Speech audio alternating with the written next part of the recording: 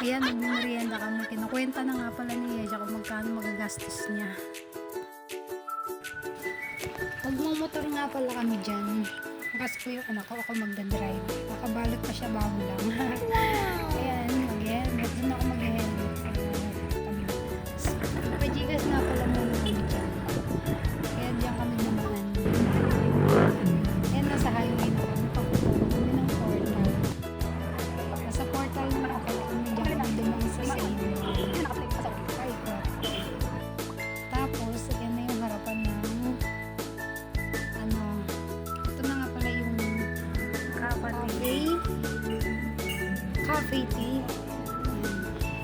Tingnan namin kung ano orderin namin dyan.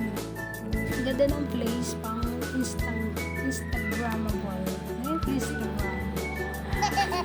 Ang ambience. Malamig siya. Japan pa yung upuan. Picture muna kami bago kumain. Wow! Ito in order namin carbonara, creamy carbonara and garlic mushroom carbonara. Ayan. Tsaka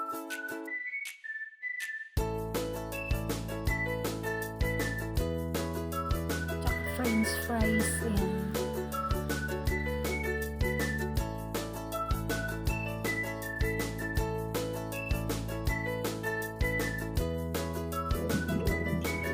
Kumain na nga po kami dyan.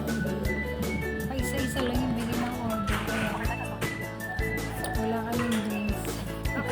Wala ka ba yung french fries? Ayan. Hindi na namin kainin yung carbonara.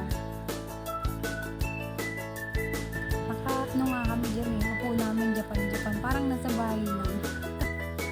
Nangawit na ngayon pa ako dyan eh. Ayan, may drinks na po kami. Tsaka french fries. Ang drinks po namin dyan ay matcha and milk tea. Ayan. Masarap nga pala yung creamy mushroom carbonara nila dyan. Kaya kayo kung gusto nyo, kumain na rin kayo. Ito lang po yan sa GMA Portal Kapati Cafe. Marami silang mga pagpipilian na menu dyan. Ikaw na bahala mamili kung ano gusto mong kainin. Basta kami yan ang napili namin kainin. Masarap naman. Sulit naman. Mura lang. Tinatanggal nga pala ni Yesha yung yelo dyan ng matcha. Sabi ko nga, bawi na lang tayo sa yelo. Ang dami kasing yelo. So ayan, patapos na kami kumain dyan. Kaya